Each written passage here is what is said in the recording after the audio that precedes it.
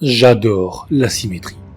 Je ne sais pas vraiment pourquoi, mais je l'aime depuis que je suis gosse. La plupart des enfants sont désordonnés et ont la tête en l'air.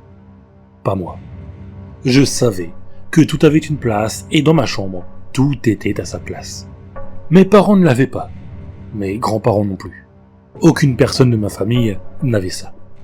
J'ai commencé à le désigner en ça parce que je crois vraiment que c'est quelque chose à l'intérieur de moi. Un naufragé qui ne devrait pas se trouver là, mais qui vit en moi. C'est un besoin, un désir, une envie d'être parfait. Parfait dans les deux sens. En tant qu'adulte, je suis à un point où je ne peux pas vivre normalement. Je ne peux pas garder un travail. Les femmes ne restent pas avec moi, car elles ne peuvent pas supporter ça. Franchement, je m'en fous quand elles partent. Elles sont bordéliques et rendent les choses difficiles. Elles roulent de mon côté du lit, au lieu de rester au leur. Elles laissent la vaisselle d'un côté du lavabo, mais pas de l'autre. Je ne peux plus travailler, donc quand elles partent pour la journée, je dois rester à la maison et tout ranger. C'est un soulagement quand elles partent pour de bon. Cependant, ce sentiment ne dure jamais. Un jour, ça revient et trouve quelque chose qui a besoin d'être réparé. Vous devez vous demander pourquoi je chercherais une relation au départ si je ne peux pas les supporter. Eh bien, c'est dur pour moi de dormir au milieu du lit toute la nuit sans bouger. À part le problème des relations, ma vie est plus ou moins ordonnée. Je dis plus ou moins, car il y a encore un dernier problème qui doit être réglé. Vous voyez, j'ai ce qu'on appelle un hétérochromia iridum, ou deux couleurs d'iris différentes. Mon œil droit était bleu-bleué, mon œil gauche vert clair. Mes deux parents ont les yeux bleu-bleués, mes frères et sœurs, et cousins aussi. Mon œil vert est celui qui ne fonctionne pas.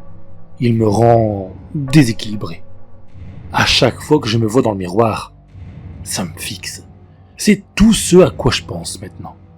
Tout est à sa place, excepté ma petite erreur verte. Ça ne m'a pas fait mal au début, quand j'ai enfoncé la cuillère sous mon œil. Ça ne m'a même pas fait mal quand c'est sorti et quand ça pendouillait sur ma joue. Était-ce le choc qui ne me faisait pas souffrir, ou était-ce ça? J'ai coupé le nerf optique et nettoyé les fluides chauds qui coulaient le long de mon visage. C'était une drôle de sensation d'avoir la vue bloquée à moitié. Ce qui restait de la chair pendante, je l'ai remise dans le trou maintenant vide. J'ai bandé la blessure, rincé la cuillère, et je suis parti me coucher. Je me suis réveillé heureux. Ça faisait des années que je n'ai pas aussi bien dormi. C'était enfin fini. J'étais réparé. Je suis sorti du lit et j'ai trébuché jusqu'à la salle de bain. Mon corps me faisait mal et ma tête était en feu. J'ai actionné l'interrupteur de la lumière. Celle-ci était aveuglante. J'ai enlevé doucement le bandage noyé de sang qui collait à mon visage comme du scotch. Quand j'ai regardé dans le miroir, mon estomac s'est retourné. Ce n'est qu'à ce moment-là que j'ai réalisé ce que je m'étais fait. Et je ne pouvais pas y croire. Il y avait un trou dans le côté gauche de mon visage. Mais pas du côté droit. J'étais déséquilibré de nouveau. C'était beaucoup plus difficile de sortir le deuxième œil. Mes mains tremblaient et quand j'ai voulu mettre la cuillère, j'ai loupé plusieurs fois, me crevant la pupille 3 fois avant de la placer au bon endroit. Une fois l'œil sorti, j'ai attrapé les ciseaux pour terminer le travail. Le sang de la nuit précédente avait séché sur les lames. Les ciseaux ne coupaient donc plus très bien. Vous savez, quand vous êtes un enfant à l'école élémentaire et que votre professeur vous a fait une construction en papier à découper pour des projets artistiques, avez-vous déjà essayé de couper plusieurs feuilles à la fois, mais les ciseaux n'y arrivaient pas? Lorsque les lames se pliaient entre elles et le papier se coinçait entre les deux. C'est ce qui s'est passé avec mon œil. Le nerf optique s'est coincé entre les deux lames. C'était coincé. Alors que j'essayais de le décoincer désespérément et frénétiquement, j'ai glissé sur le sang et j'ai commencé à tomber par terre. Mes réflexes sont apparus, j'ai laissé mon œil tranquille pour essayer d'amortir la chute avec ma main. Le poids des ciseaux coincés sur mon œil, qui pendait, était insupportable. Je savais que je ne pouvais pas résister assez longtemps avant d'arriver à la cuisine pour attraper un couteau. Donc j'ai tiré. Je l'ai tiré directement de ma tête. J'ai senti la chair qui se déchirait à l'intérieur de mon crâne. Je l'ai senti se déchirer et éparpillé des liquides partout. Je savais que j'étais en train de pleurer, mais on ne pouvait pas distinguer les larmes du sang, ni du liquide oculaire. Quand j'ai entendu le bruit flasque et mouillé de la chair ensanglantée sur le carrelage du sol, j'ai su que j'avais fini. J'ai su que c'était fini. Je pouvais vivre la vie maintenant, sans voir les horribles vies désordonnées inégales des gens. Le soulagement m'a parcouru et j'ai su que ça allait enfin durer. Je ne me suis jamais senti aussi bien auparavant. Je n'ai jamais eu autant d'espoir, alors que j'étais allongé dans ma salle de bain, sur le carrelage froid, humide, collant. J'ai souri pour la première fois depuis des années.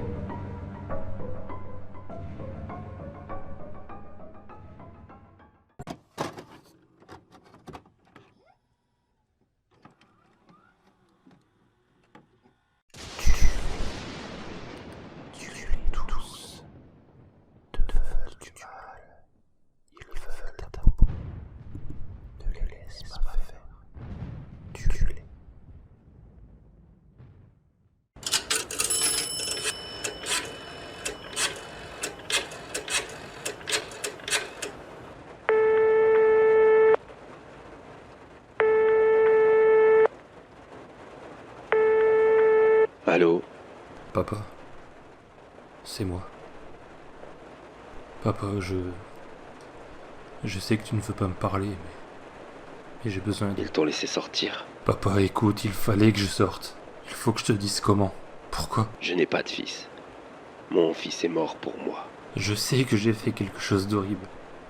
Ce que j'ai fait est impardonnable, je le regrette. Tu le regrettes? Tu crois que moi je ne regrette pas? Tu m'as enlevé la personne qui était toute ma vie. Et toi, tu regrettes? Mais tu sais quoi, Philippe? Chaque jour je m'imagine que c'est toi et pas elle. Je te hais. Tu ne le penses pas, j'en suis sûr. Mais laisse-moi t'expliquer. Mais tu as déjà tout dit. Tu as tué ta mère parce que des écouteurs te l'ont demandé. À l'audience, j'ai failli rire, je te l'avoue. Mais c'est vrai, papa, je te le jure. Il y avait des voix dans mes écouteurs. Ils m'ont dit de tuer maman. Je te jure que je ne voulais pas. Mais ils m'ont dit que vous vouliez me tuer, que vous me détestiez. Philippe, tu t'entends?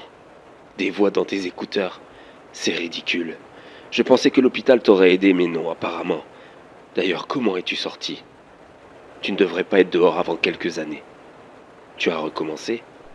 Je n'avais pas le choix, papa, je devais te parler. Mais c'est de leur faute, ils ne voulaient pas me laisser sortir. Combien tu en as tué? Seulement 3. 2 femmes et un homme. C'était facile, ils me faisaient confiance. Papa, j'ai été blessé, il ne me reste pas beaucoup de temps. Tu es fou. Laisse-moi t'expliquer. Papa, la police arrive. Je voulais seulement te dire que je t'aime. Que j'aimais maman plus que tout. J'ai jamais voulu faire ça. J'ai jamais voulu prendre cette putain de hache. Je regrette tellement, papa. Pardonne-moi. Monsieur Delille, veuillez nous suivre. Papa. Papa, tu es encore là? Monsieur Delille. Laissez-moi juste dire à mon père que je suis désolé. Laissez-moi 10 secondes et je vous suis. Monsieur Delille, ce téléphone ne fonctionne pas. Les cabines téléphoniques ne fonctionnent plus ici. Ils servent de décoration. Suivez-nous et vous pourrez appeler votre père.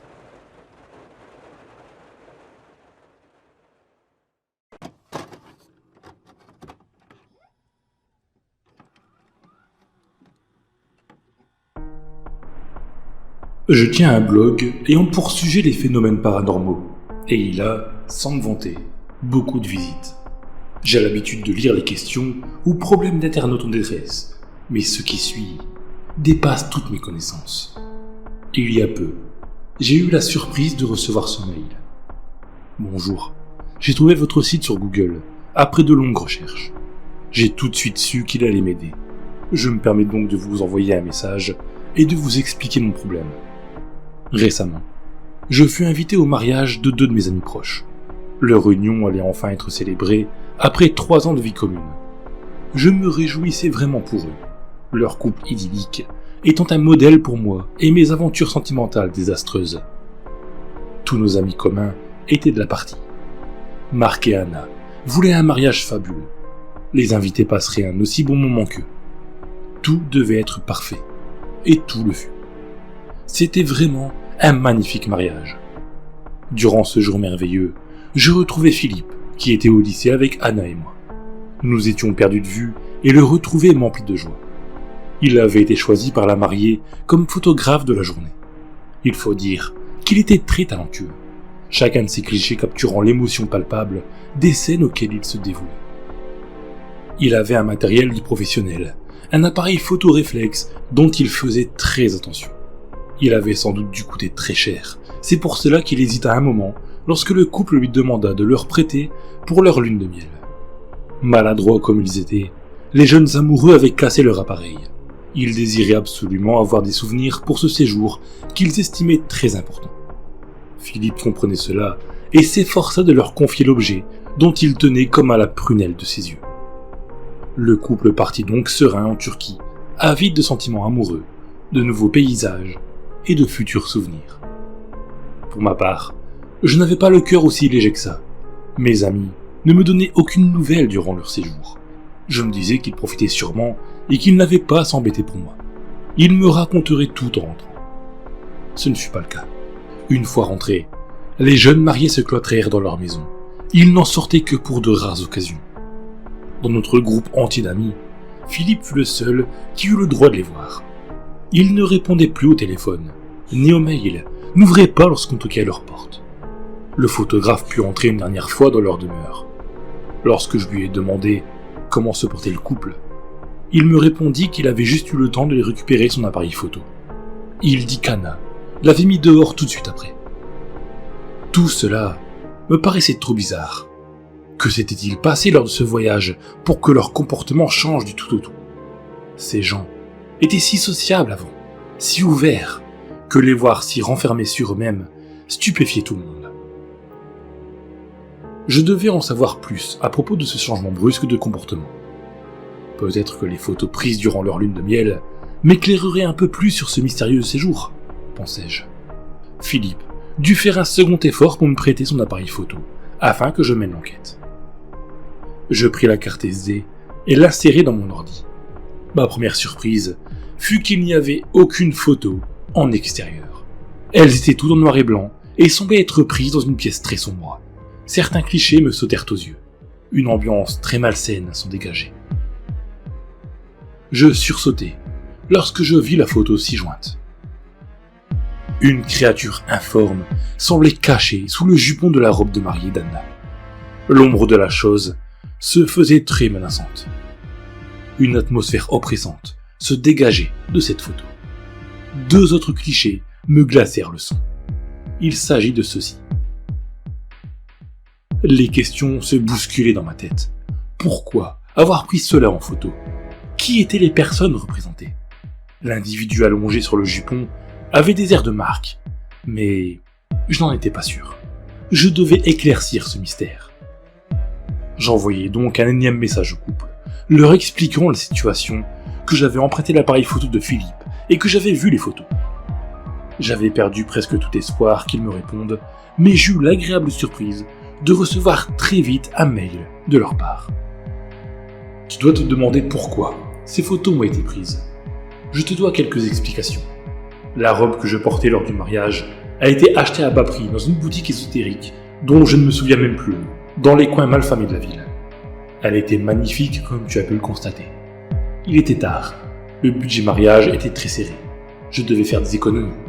Lorsque je revêtis cette robe, j'eus des frissons dans tout le corps, comme si quelque chose d'étranger entrait en moi. Je sais que tu peux me croire, je ne suis pas folle. Une entité habitait cette robe. J'en ai la preuve. Elle m'a ordonné de lui offrir Marc. J'ai sacrifié mon mari. Je n'arrivais pas à y croire.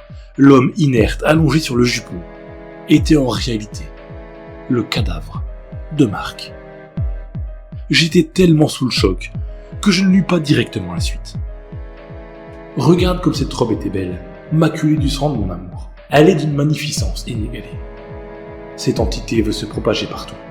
Je l'ai libérée. Admire-la. Un fichier que je vous ai transféré était joint dans le mail. Après une longue hésitation, je me décidai enfin à cliquer. Je le regrettai très vite. Je fus tétanisé.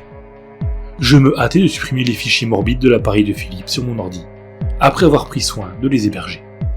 Vais-je être moi aussi possédé par cette entité violente ? Quelles sont les conséquences du visionnage d'une telle image ? Je vous en supplie, j'ai besoin d'aide. Je fis de multiples recherches à propos de l'image, mais elles ne furent pas concluantes. Je ne connaissais pas du tout les méfaits de ce fichier. Je répondis à l'auteur du mail, qui ne donnait plus aucune nouvelle. J'ai posté l'extrait du mail sur mon blog pour avoir l'avis des lecteurs. Tous se dirent extrêmement choqués par l'image. Après beaucoup de plaintes, je retirai finalement l'article. Je tiens à dire que je n'ai moi-même pas visionné le fichier. Oserez-vous le faire ? L'entité vous habitera-t-elle ?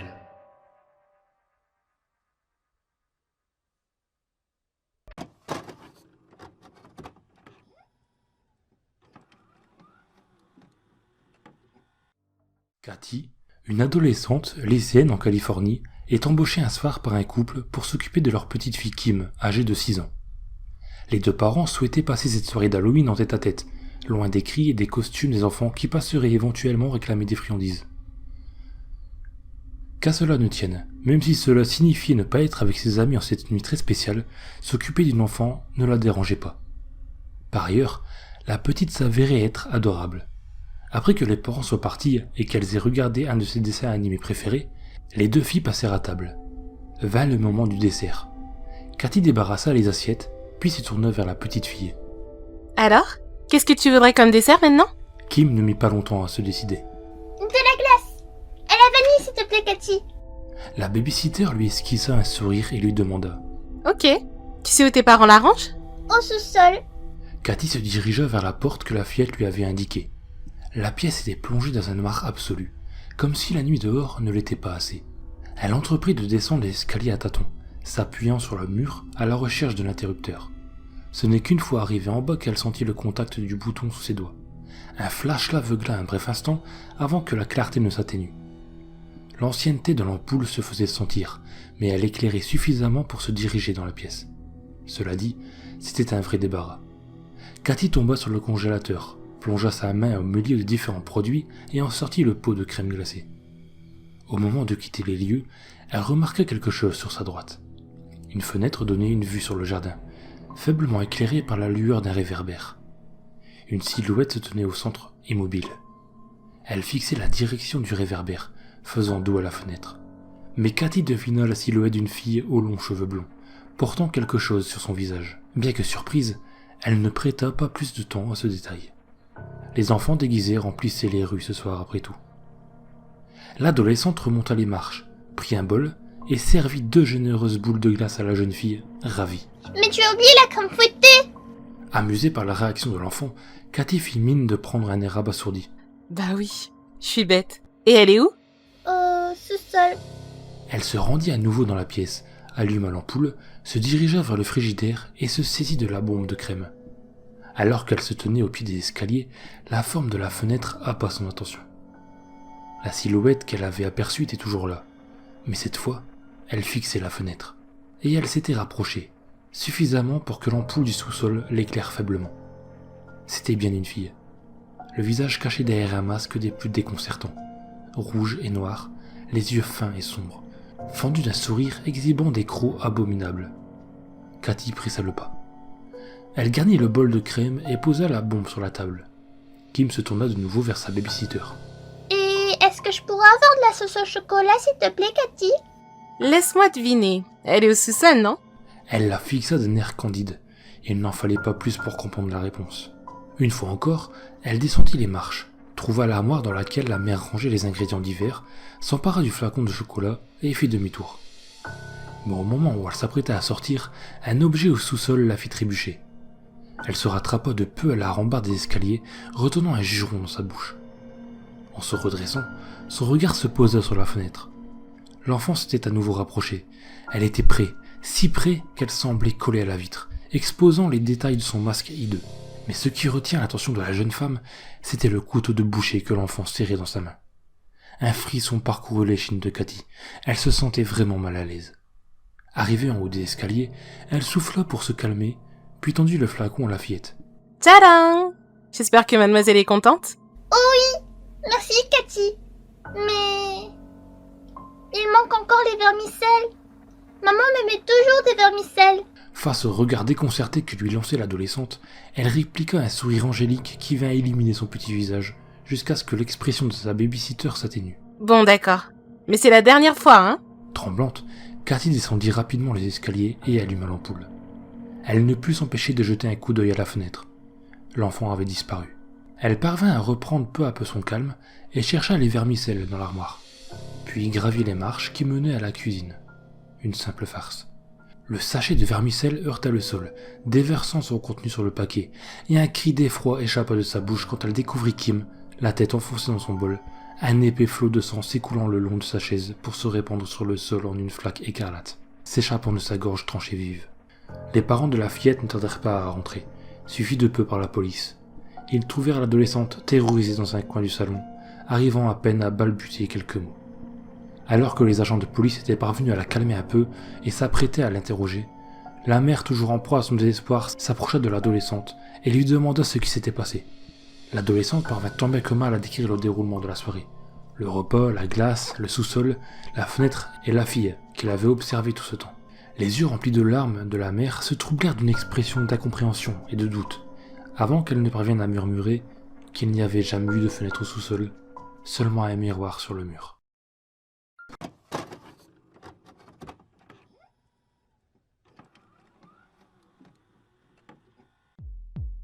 On ne peut pas rester dans le sous-sol plus de 30 minutes. Soyez sûr d'allumer votre chronomètre à l'instant où vous traversez le seuil. Vous sentirez quelque chose dès que vous ouvrirez la porte et que vous commencerez à descendre les escaliers. On sent un petit picotement, comme lorsqu'on passe une barrière électrique. Ce n'est pas totalement désagréable. La sensation s'atténue rapidement lorsque vous descendez. Les températures varient à chaque marche. Vous pourrez sentir des poches d'air glacé, la chaleur d'une fonderie, des brises suspendues comme des pommes sur des branches invisibles. Une fois arrivé au sous-sol, prenez un moment pour analyser les lieux. Mémorisez votre environnement. Cela va vous aider à observer les changements. Les premières 10 minutes seront presque les plus sûres. Les modifications sont normalement peu nombreuses. Le papier peint peut soudainement changer de motif. Les peintures accrochées peuvent également changer de contenu ou se repositionner. Si vous sentez que les yeux d'un portrait vous suivent, c'est parce que c'est le cas. Ne paniquez pas, vous êtes toujours en sécurité. Normalement, de la 6e à la 15e minute, il peut y avoir des événements auditifs inexpliqués. Vous pourrez éventuellement entendre un rire dans le coin de la pièce, un enfant pleurant dans le cellier, ou des murmures sous la table du baby-foot. À ce moment, encore une fois, vous n'êtes pas encore en grave danger. Cependant, si quelque chose vous appelle, ou vous pose une question directement, cela va de soi que vous ne devriez pas répondre. Le dernier quart d'heure est moins concordant que l'antérieur. Vous pouvez voir des ombres inhabituelles qui commencent à prendre des formes familières si vous fixez trop longtemps. Ne le faites pas. Les surfaces réfléchissantes montrent les astucieux mensonges. Ils ne peuvent pas vous blesser, mais ils peuvent vous distraire. Vous allez avoir besoin d'un minuteur à votre montre pour biper chaque minute pendant les 10 dernières. Il est très facile de perdre la notion du temps en bas. La pièce a des chances de changer. Le canapé beige placé contre le mur au sud pourrait devenir 2 chaises rouges au deuxième coup d'œil, ou une petite table basse, ou une porte noire. Les tapis pourraient se transformer en carrelage, qui pourrait lui-même devenir de la pierre, qui pourrait devenir de l'herbe. Les dernières 5 minutes au sous-sol sont optionnelles. Il y a un certain risque. Les ombres pourraient bousculer vos jambes, nageant dans des courants invisibles. Une ou deux d'entre elles pourraient même vous mordre, même s'il reste rare pour elles d'aller au-delà de ça. Des portes et des fenêtres et des trous et des tunnels vont apparaître. Ils vous appelleront, chacun à leur façon. Certains pourront même vous emporter grâce à une légère gravité. Tous innocents, du moment que vous restez alerte. Soyez sûr de ne pas perdre de vue les escaliers. Les vrais escaliers, pas les nouveaux qui sortent des murs comme des furoncles et qui rampent dans la pièce. Le sous-sol est une expérience intéressante tant que vous repassez par le seuil avant que le chronomètre atteigne les 30 minutes. Pour une raison qui nous échappe, cela prend 30 minutes à la pièce d'être totalement au courant de votre présence et quand elle se réveille, et la fin.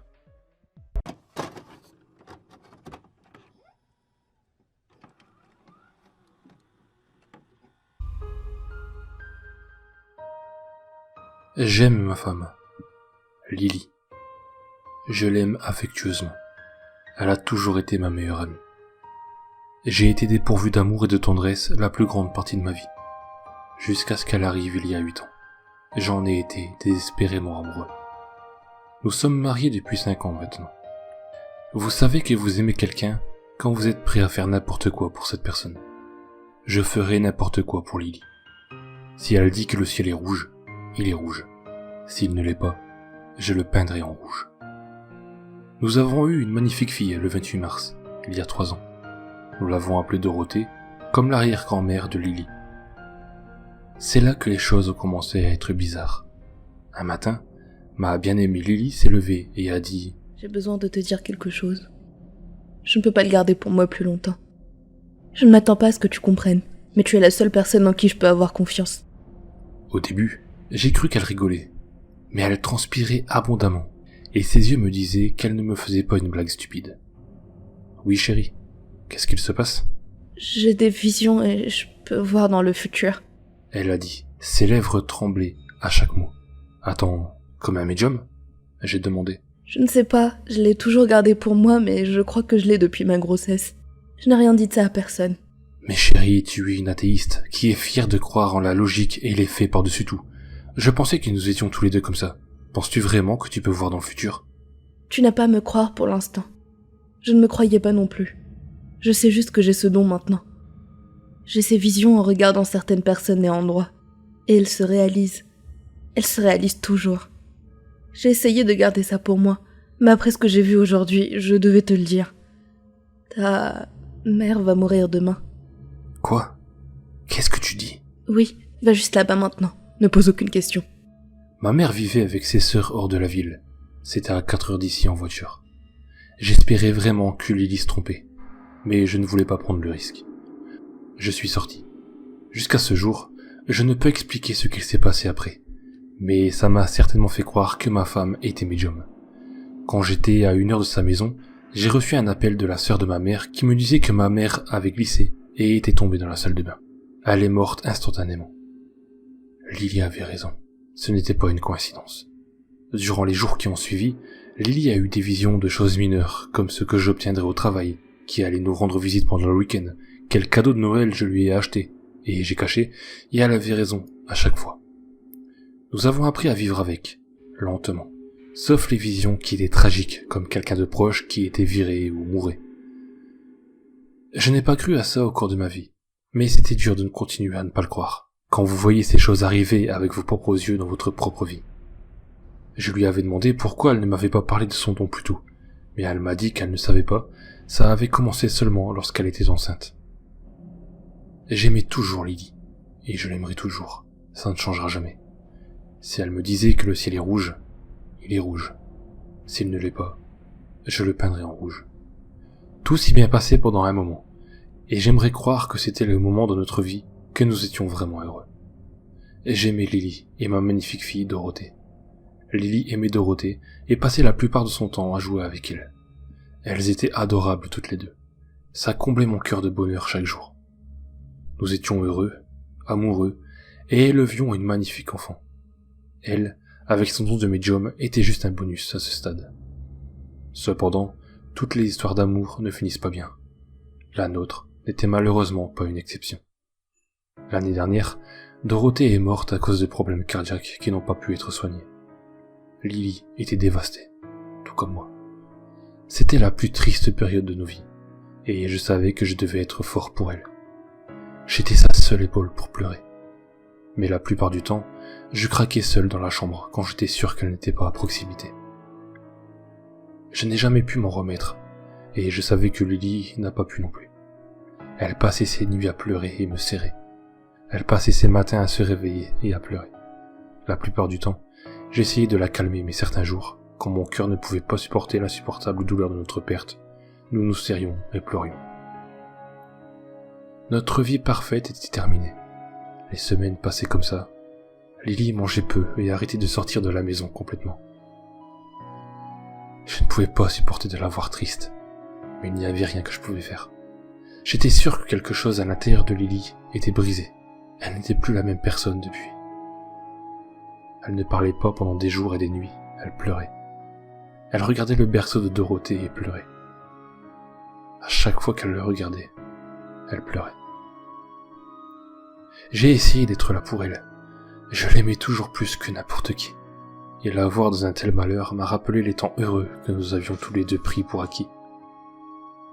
Il semblait aussi que son don avait disparu avec le décès de notre fille. Elle avait l'habitude de fixer les murs et les plafonds en espérant en avoir et, à chaque fois qu'elle en avait, ou qu'elle disait en avoir, elle me les racontait et elle ne se réalisait pas. Son don était parti, et elle était devenue une version sans âme, déprimée de la femme que j'avais connue. C'était sûrement dû à Dorothée, puisqu'elle avait commencé quand Dorothée était venue au monde, et elles étaient parties avec son décès. Je suis sûr que Lily s'en est rendu compte, mais qu'elle n'était pas prête à l'accepter. Quelques semaines plus tard, elle m'a dit qu'elle avait vu dans une vision que le chien de nos voisins était mort. Comme toutes les visions depuis la mort de Dorothée, j'ai cru que celle-ci ne se réaliserait pas. Cependant, les choses étaient différentes le matin d'après. Pour la première fois depuis un long moment, j'ai vu Lily sourire. Le chien des voisins, il est mort. Mon don est revenu. Tu comprends ce que ça signifie? Non Lily. Ça signifie que je peux voir dans le futur à nouveau? Elle a dit en m'enlaçant. Je l'ai tenue fermement et l'ai enlacée pour la première fois depuis que Dorothée est décédée. Elle ne pleurait pas lorsqu'elle s'est réveillée. Elle était plutôt heureuse. Tu ne me crois pas, n'est-ce pas? Elle m'a demandé. Je te crois, j'ai dit, et je l'ai embrassée. Elle m'a embrassé en retour avec les yeux grands ouverts, et j'ai réalisé à ce moment que quelque chose allait toujours mal avec elle. Cependant, je l'aimais toujours, et je l'aimerai toujours. Perdre votre propre fille et se remettre du choc n'est pas une partie de plaisir. Mais j'ai sincèrement espéré qu'elle n'était pas devenue folle.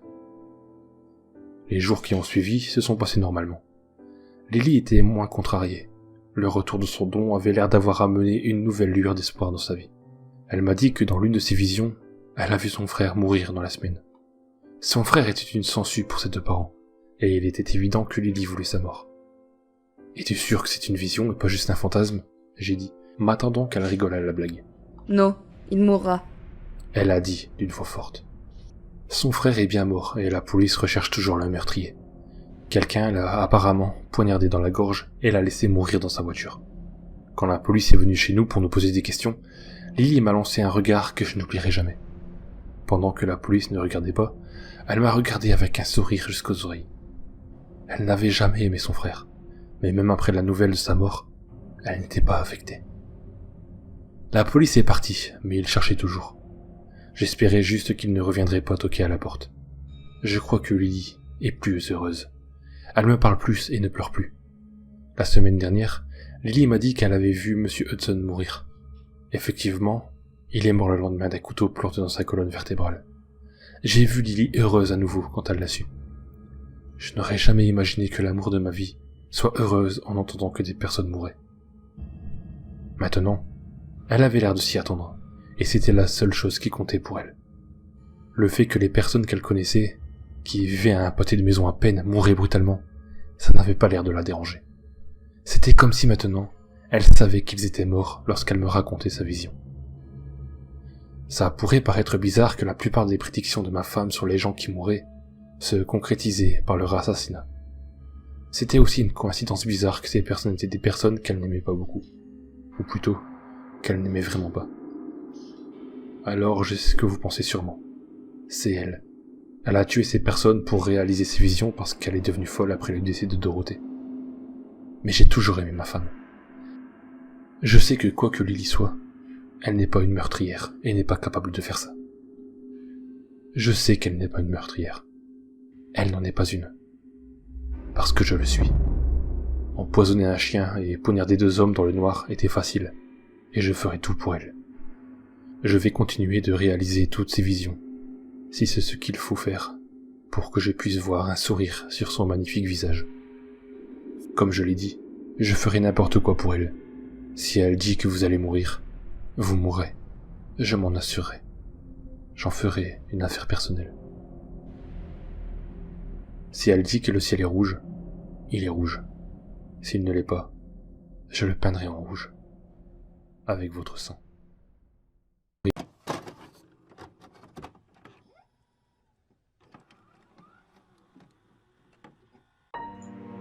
À vrai dire, je l'ai déjà vu sur le chemin du retour de l'école.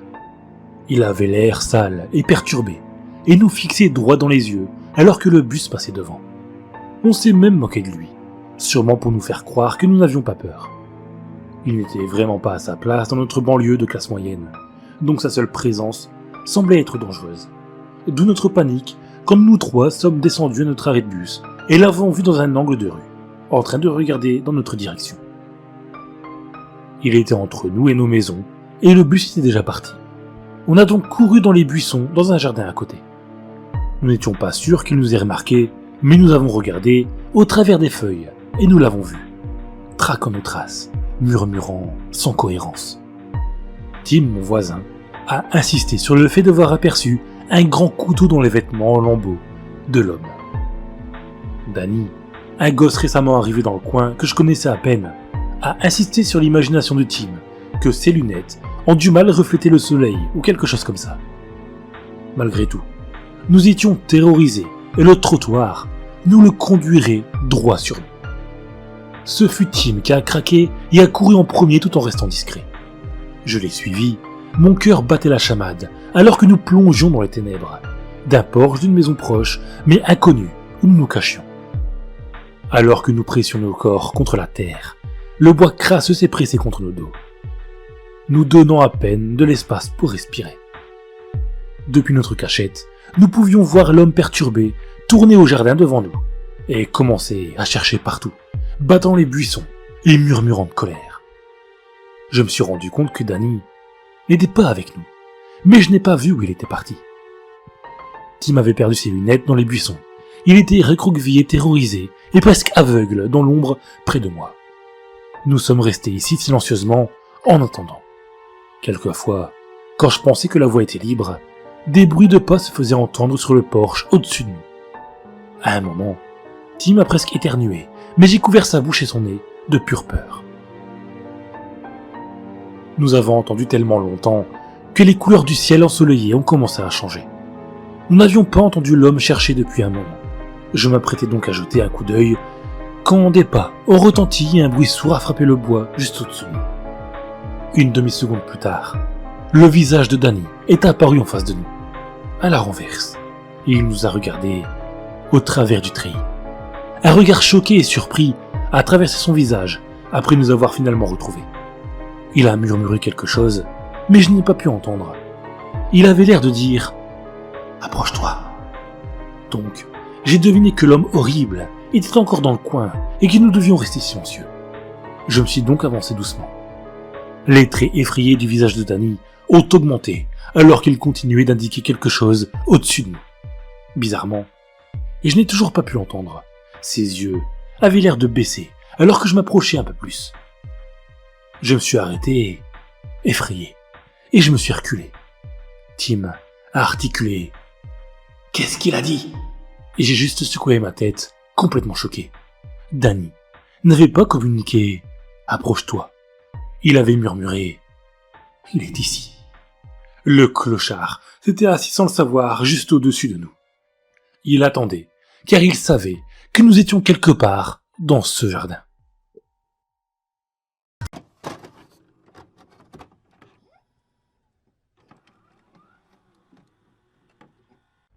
Je ne sais pas pourquoi je traîne avec Kyle.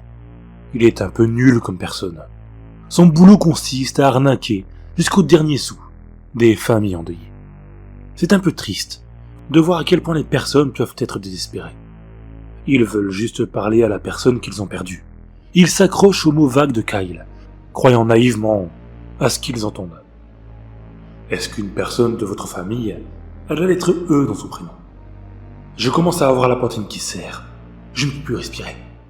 Il me parle de vacances. Vous voyez, il est très facile de rapprocher quelqu'un que vous connaissez à ça. Ça me rend un peu malade de savoir ce qu'il fait réellement. Cependant, Kyle est quelqu'un de particulier. C'est sûrement pour ça que je traîne avec lui. Il a cette énorme boule de cristal bleu qui brille et scintille, et une cape bleue électrique qu'il porte toujours. même lorsqu'il ne fait pas ses lectures. Il teint ses cheveux de la même teinte de bleu, même s'il ne travaille pas. Il est toujours dans son rôle. Il propose de lire l'avenir des personnes au hasard dans la rue ou au supermarché. Ça fait flipper les gens. Parfois, j'ai l'impression que ce n'est pas une comédie. Parfois, j'ai l'impression qu'il pense vraiment être voyant. T'as besoin d'aide, mec. Il m'ignore. Il le fait tout le temps. Kyle adore se retrouver dans sa bulle. Il se retourne vers moi avec un sourire satisfait et demande « Tu es prêt à appeler les morts ?» Il vérifie ses cheveux encore une fois dans le rétroviseur avant de se diriger vers la maison. Les propriétaires de la maison l'accueillent chaleureusement et ils s'assoient tous pour la consultation débile. J'ai déjà assisté plein de fois à ça, et ça suit toujours la même formule. Ça commence à m'ennuyer. Après à peu près 15 minutes d'écoute de radotage de Kyle, je me lève de mon siège et je me mets à regarder les œuvres de Luc sur les murs. Comme d'habitude, personne ne le remarque. Personne ne voit l'autre personne qui marche derrière Kyle. Personne ne m'offre de thé ou de cookies ou me demande même mon nom ou me serre la main. Quand je commence à m'ennuyer, personne ne me demande d'arrêter d'être si bruyant. Quand je dis quelque chose à Kyle, je sais qu'il n'écoutera pas. Même s'il dit qu'il est voyant, je sais qu'il ment.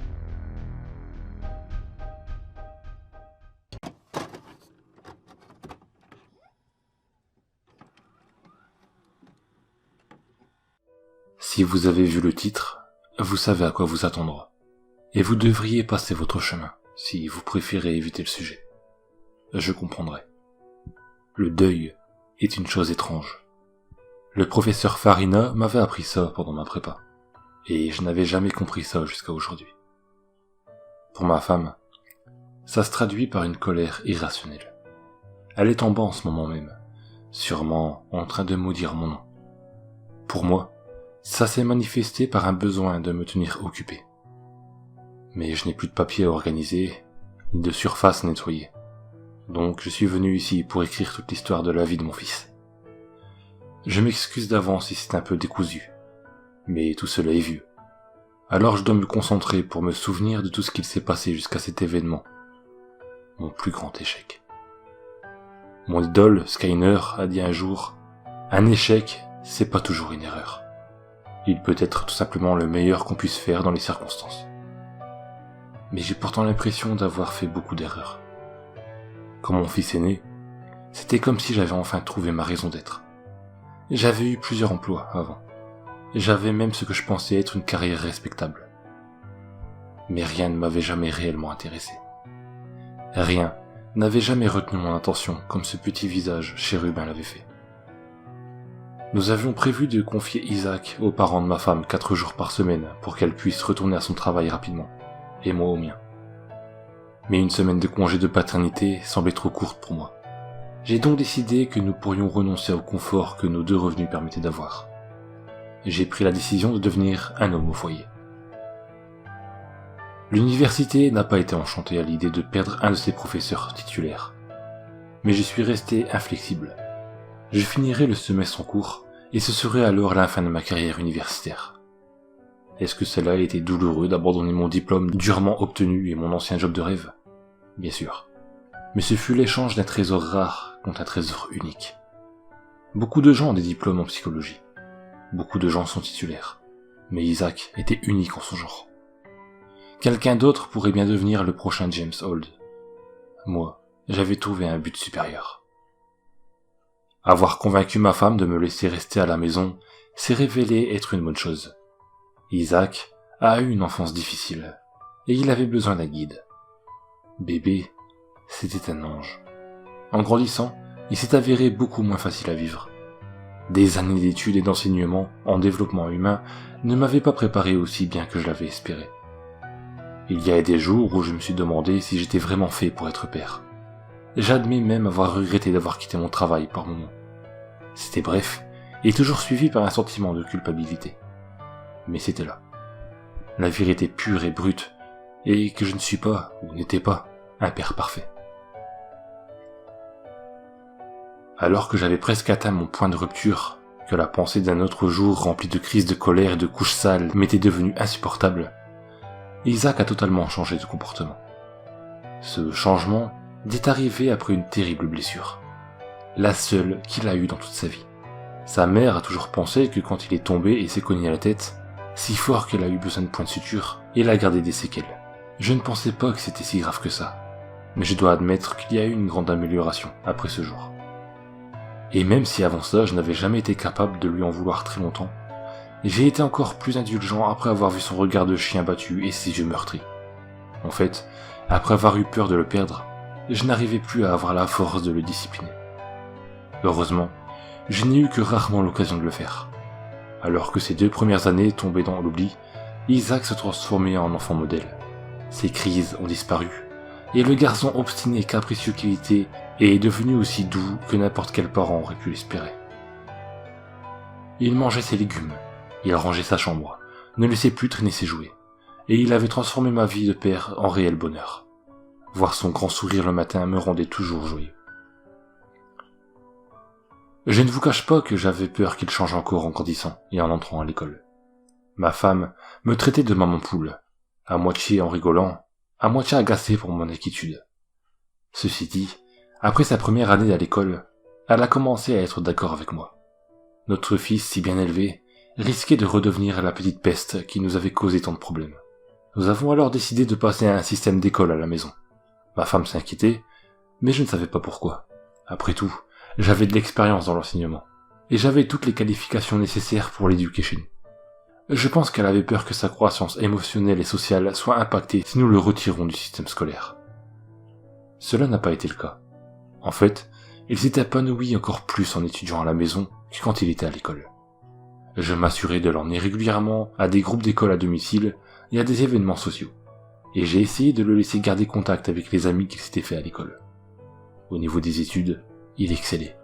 Il est devenu évident pour moi qu'Isaac était talentueux, et que son talent aurait été gaspillé dans une banale école. Voir le plaisir qu'il prenait à apprendre de nouvelles choses m'enchantait en tant que prof, pendant que d'autres enfants se contentaient de tolérer l'école et ne se passionnaient que pour les dessins animés et les jeux vidéo. Mon fils adorait rester assis et lire, explorant des univers entiers avec la même ardeur que certains enfants avaient pour explorer des forêts dangereuses et sauter dans des flaques d'eau sale. Et pas que des nouvelles sans intérêt et des histoires d'aventures frivoles. Il lisait des livres d'histoire, de poésie, de science. Isaac aimait apprendre juste pour le plaisir d'apprendre. Il était tout ce que j'avais jamais espéré trouver chez un étudiant. Et je ne peux pas exprimer combien j'étais heureux qu'un tel enfant ait été fabriqué à partir de ma propre chair et de mon sang. Alors que les années passaient, mon fils a continué à grandir exactement comme l'homme que j'avais espéré qu'il soit. Il ne buvait jamais, ne fumait pas, n'essayait aucune drogue, et ne se rebellait que très rarement. Il lui était arrivé quelquefois de rester dehors après son couvre-feu, un bref flirt avec une fille du coin. Bien sûr, une rébellion de jeunesse est une chose normale, et je l'ai toléré car c'était une phase à passer qui lui permettrait d'avoir une adolescence normale. Ma femme et moi écoutions avec horreur les histoires que nos amis nous racontaient sur les disputes qu'ils avaient avec leurs propres adolescents, qui étaient devenus des étrangers pour eux, et qui faisaient semblant de les aimer. Plus qu'une fois, sur le chemin du retour d'un dîner ou d'un rassemblement, ma femme s'est tournée vers moi et me disait simplement « Nous sommes chanceux, très chanceux ». Quand Isaac a commencé à penser à l'université, il a d'abord envisagé de préparer un diplôme de psychologie. J'étais peu enthousiaste à cette idée, et il l'a remarqué. Je sais qu'il pensait que je prendrais comme un compliment le fait qu'il veuille suivre mes pas. Et je l'ai pris comme tel, mais je lui ai dit franchement que j'avais trouvé que mon diplôme avait été une perte de temps, et que c'était un morceau de papier sans signification, et qu'il ferait mieux d'aller travailler dans un McDonald's où, au moins, il apprendrait des choses utiles. Il l'a pris aussi bien qu'on pouvait s'y attendre, et s'est retourné vers un cursus de physique avec enthousiasme. Ma femme a été surprise qu'il décide d'aller dans une université du coin, alors qu'il avait beaucoup d'offres de prestigieuses universités partout dans le monde. Mais je lui ai expliqué le pourquoi de cette idée. Pourquoi dépenser autant d'argent pour aller dans un autre pays et être si occupé avec ses études qu'il ne pourrait pas profiter de la vie d'étudiant. Il valait mieux rester à la maison, économiser un peu, et aller ensuite faire un tour du monde bien mérité après avoir obtenu son diplôme. Même si son domaine d'études n'était pas le mien, il a continué à prendre exemple sur moi. Il était un étudiant brillant qui a très vite atteint le top de sa classe, et y est resté pendant 4 ans. Il récoltait des félicitations et des éloges, alors que les étudiants médiocres récoltaient des avertissements et des contraventions. À la fin de sa première année, il avait déjà tous les crédits nécessaires pour obtenir son diplôme, et il s'est inscrit à la majorité des options disponibles. Peut-être que son enthousiasme, son désir d'apprendre a été la raison de tout ce qui s'est passé ensuite. J'espère que non. Mon Dieu, j'espère que non. Que ce soit le cas ou non, mon fils a pu choisir les matières auxquelles il voulait s'inscrire pour sa dernière année. Peut-être était-ce un désir de m'imiter encore plus, peut-être était-ce une pure coïncidence. Une jolie fille mentionnant qu'elle s'était inscrite à ce cours, un pile ou face, une décision prise sur un coup de tête. Quelle que fût la raison, il a choisi de s'inscrire au cours de psychologie au printemps. Un cours sur la toximanie. Au moment où il me l'a annoncé, il était déjà trop tard pour en changer. Il ne pouvait pas le faire par peur d'entacher son dossier. De plus, je ne voulais pas le forcer. Bien sûr, j'ai essayé de le convaincre de laisser tomber cette matière. Mais quand il m'a demandé de lui expliquer pourquoi j'insistais autant, et je n'avais aucune réponse à lui apporter, j'ai donc laissé tomber. Cela a été l'une des pires erreurs de ma vie. J'ai entendu parler de ces cours pendant les premières semaines du semestre. Pendant toutes ces années universitaires, Isaac avait été plus qu'heureux de passer du temps avec sa mère et moi, et de nous raconter ses anecdotes sur l'université. Nous étions tellement fiers de lui. J'étais tellement fier. Mais en février, quelque chose a changé. Ces conversations étaient de plus en plus courtes, froides, et ont rapidement complètement cessé. Au début du mois dernier, il quittait rarement sa chambre quand il était à la maison. Quand il le faisait, toutes nos conversations étaient banales et gênantes. Un mur avait grandi entre nous, et je ne comprenais pas pourquoi. Ma femme l'a pris comme une crise d'adolescence tardive, et je n'en étais pas convaincu. Mon garçon était parfait. Il était au-delà de ce genre de choses. Elle et moi, nous sommes mis d'accord sur le fait que si ça continuait comme ça après les vacances, on lui en parlerait. On récupérerait notre fils, disait-elle. Et je l'avais cru. Je pensais vraiment que nous réglerons ça, peu importe le problème. Mais Isaac n'est jamais rentré de ses vacances. Tout ce qui est revenu de ces rives ensoleillées du sud ont été des appels insensés, un rapport de police et des enveloppes scellées. Ma femme et moi avions organisé une petite cérémonie privée pour son enterrement, il y a 1 semaine et demie. Alors que je faisais son éloge funèbre, je ne pouvais pas m'empêcher de pleurer pour ce que nous avions perdu. Pas seulement mon fils tel qu'il était, la lumière de ma vie, mais aussi pour l'homme qu'il aurait pu être. Après de nombreuses larmes et moments de colère, ma femme et moi avions finalement ouvert les enveloppes qui contenaient les derniers mots de notre fils. Celle qui m'était adressée était destinée à être lue uniquement par moi.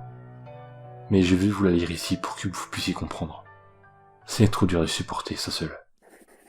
Papa, mon premier souvenir de toi est un souvenir heureux. Tu me serres fort contre toi et tu me réconfortes, pour arrêter mes pleurs et me promettre que tout ira bien. C'est de cette façon que je me souviens de toi. La seule personne vers qui je pouvais me tourner et qui pouvait tout arranger.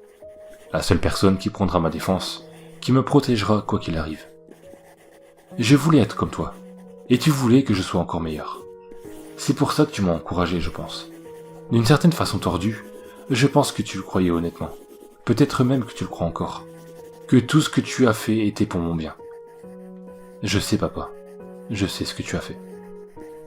Tu te souviens à quel point tu insistais pour que je ne prenne jamais de drogue? Je n'ai jamais remis en question cette interdiction à l'époque. Mais je comprends tout maintenant. La première fois que tu m'as expliqué ce que l'héroïne faisait au cerveau, j'étais confus. Parce que cette euphorie, cette putain de montée d'adrénaline, ça me semblait trop familier. Ça m'arrivait tout le temps. Chaque fois que j'ouvrais un livre, chaque fois que je réussissais un contrôle, chaque fois que je rangeais, ou que je tondais la pelouse, ou même quand je faisais ce que tu me demandais.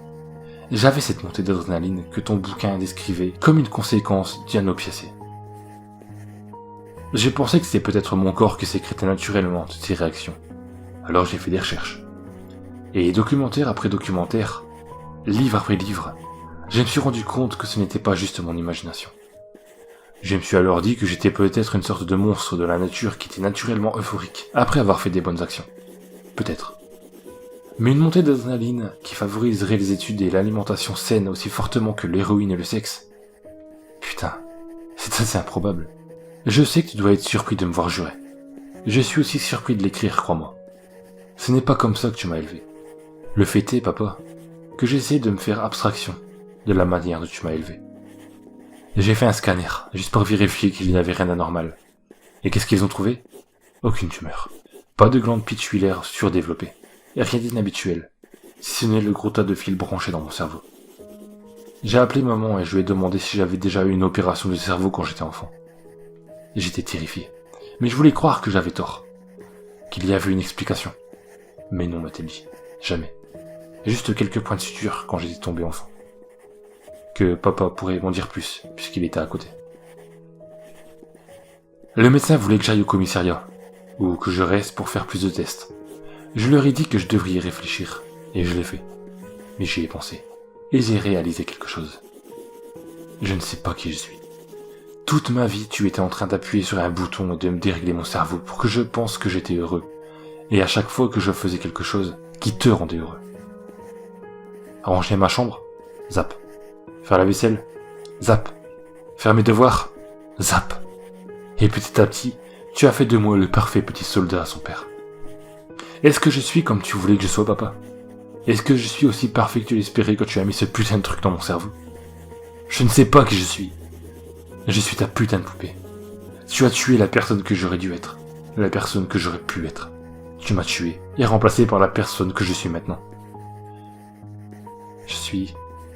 Je voudrais juste... Non, plus jamais. Je ne sais pas si j'ai déjà décidé par moi-même de quelque chose toute ma putain de vie. Mais je déciderai tout seul sur ça. Quand et comment elle finira. J'espère que tu pourriras en enfer. Maintenant, vous pouvez imaginer ma douleur. J'avais tellement d'espoir pour mon fils. Je savais qu'il pourrait devenir tout ce qu'il voulait en grandissant. Mais je n'aurais jamais imaginé qu'il devienne ingrat. Tout ce qu'il a eu, toutes ses réussites, tous les mauvais choix qu'il a évités, c'était grâce à moi. Parce qu'il y avait quelqu'un pour le guider, quelqu'un pour le protéger du danger et le diriger vers le meilleur chemin. Tout ce que je voulais, c'était qu'il devienne quelqu'un de bien, qu'il soit meilleur qu'il pouvait l'être. Tout ce que je voulais, c'était l'orienter dans la bonne direction. Et ce que je voulais au début, c'était qu'il arrête de pleurer et de faire ses crises. Et voilà le résultat. La cause de toute ma tristesse et de la colère de ma femme. Je pense que dans la lettre qu'il lui est adressée, il lui a dit ce que j'avais fait. Elle l'a brûlé, alors je ne peux pas en être sûr. Mais elle a essayé de m'attaquer avec des ciseaux juste après. Donc, il lui a forcément dit quelque chose. Elle est tombée en ce moment même, dans la cave. C'est bizarre. Pendant que j'étais en train d'écrire tout ça, je l'entendais plus trop. Mais maintenant que j'ai fini, ses pleurs et ses cris sont presque pesants. Elle me tient pour responsable de ce qui arrive à notre fils. Pour ce qu'il s'est fait à lui-même. Mais elle finira par comprendre mon point de vue avec le temps. Quand elle se réveillera de son opération, elle apprendra à me pardonner.